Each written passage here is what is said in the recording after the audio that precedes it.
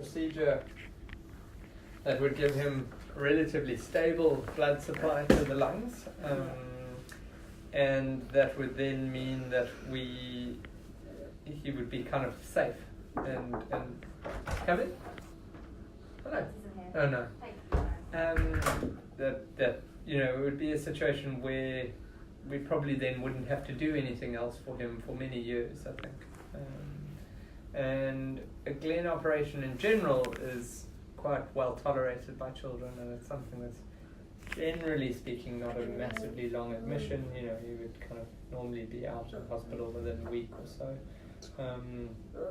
And once you've had your sort of conversion to the Glenn, then often from our point of view, we kind of get quite relaxed and say, all right, you've got very stable supply of blood to the lungs. Did I talk to you last time about what a Glenn is exactly? Yeah. Where you kind of, so you take the blood that's coming from the head and the neck, and you then just bypass the right side of the heart. Yeah. So that way, for that blood return, we don't need to worry at all about, is there narrowing there, because the blood's bypassing that narrowing. The blood that's coming back from the body will still go through the right side of the heart. But he's then got essentially two sources of blood flow to the lungs. Yeah. One from the Glenn and one, so it kind of it hedges your bets, it gives you more options. Okay. Yeah. And it gives you a very stable type of circulation. Mm. Okay.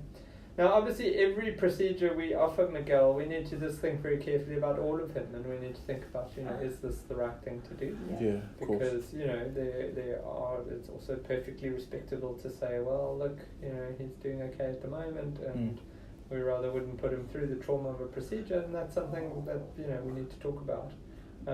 Having said that, like I say, Glenn's Glenn's generally very well tolerated, and we would expect him to make a very good recovery. Obviously, he would have a slightly increased risk of complications compared to a child who doesn't have any other problems. Because with him, we've got to think about the cleft palate, and we've got to think about all the other things. And so that's something we'll need to just pay close attention to.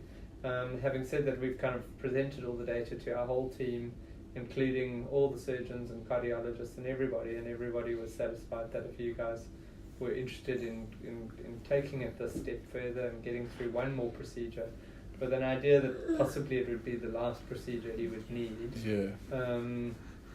that's something that we'd be very happy to offer. Yeah. Okay.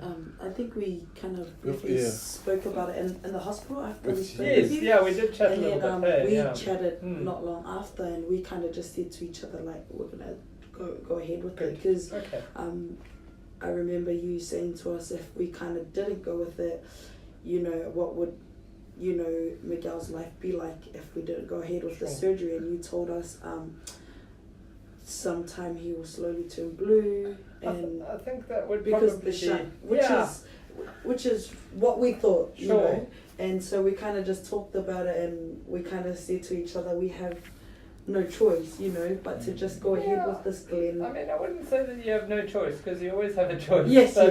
But yes, I mean, I think the point of the Glenn is that it's much more stable than a shunt. And it's much more durable than a shunt. So it's like having a low pressure shunt, essentially, but it's his own tissue, essentially, and so it just is. And we don't have to worry about it getting smaller. You generally don't. Exactly, I mean, if we, it's something we worry about over a period of 10, 20, 30 years. It wouldn't be like, we've done the Glenn, bye, we'll never see you again. We'd obviously keep following him. But it would be definitely a much more stable circulation than the shunt. With the shunt, there's two concerns with the shunt, I guess. Is the one concern, which is almost inevitable with the shunt, is that it'll progressively get a little bit more and more blue as he gets older. As he gets bigger, the shunt won't grow with him.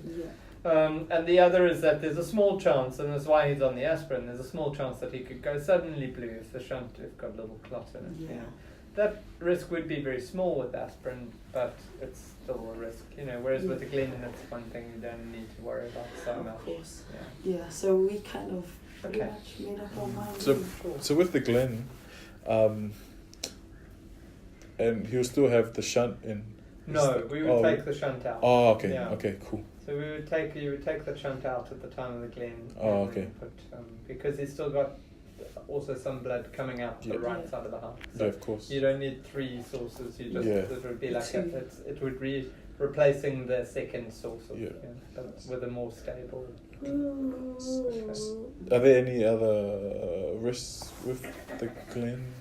You know, I think the only other thing to say about a Glen procedure is that a Glen is dependent. It's a low pressure system, because instead of being an arterial shunt, it's now coming from the veins. So the veins that are coming back towards the heart. So remember, arteries go away from the heart, and arteries are high pressure because they are the heart's pump that blood. Okay. The veins are now, it's more like what we call passive flow, or slower return flow back, and so it's a low flow system.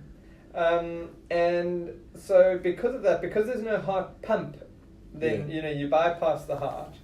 It's relying, the blood to get back to the heart is actually relying on a pressure gradient between the veins here, the lung circuit here, and at the bottom of the gradient is the left side of the heart, the left atrium, where the blood's eventually going to get to when it comes back from the lungs. Okay. If he gets infections, or there's a major problem that's going on in the chest, it's like having a bump in the hill. If the pressure then goes up in the lungs, then sometimes blood doesn't flow as well. But remembering that he does also have a source of blood out the right side of the heart as well, so it's not completely dependent. And his chest has been more stable, hasn't it? I remember you saying that. Since he's got a gastrostomy. Yes. Yeah. And so he hasn't had major chest issues. Yeah. And if we have a look in our results in the cath lab, I mean, his pressures were really low. So that's fantastic. That's what we want. So the lung pressures are low. So we know we're near a worry. So he's got pressures of 4. I mean, we would start to worry about if he got up to like 14 or 15. So those are really nice pressures. They're quite attractive pressures for doing a Glen. That's cool. So yes, it's something to bear in mind, is that if he got ongoing lung issues, then you could run into trouble. We have to bear in mind that we don't have a perfect solution for him. Of course. In terms of the heart, but we do feel that this is the best option and the one that's going to give him the most. As you said before, this prolonged. Absolutely, and I think it can offer him a very good quality of life. Because let's be honest, I mean, he's doing really well. We want him to continue to. Definitely. So let me go and have a quick chat to John and see if he's available to chat to you guys now. Cool.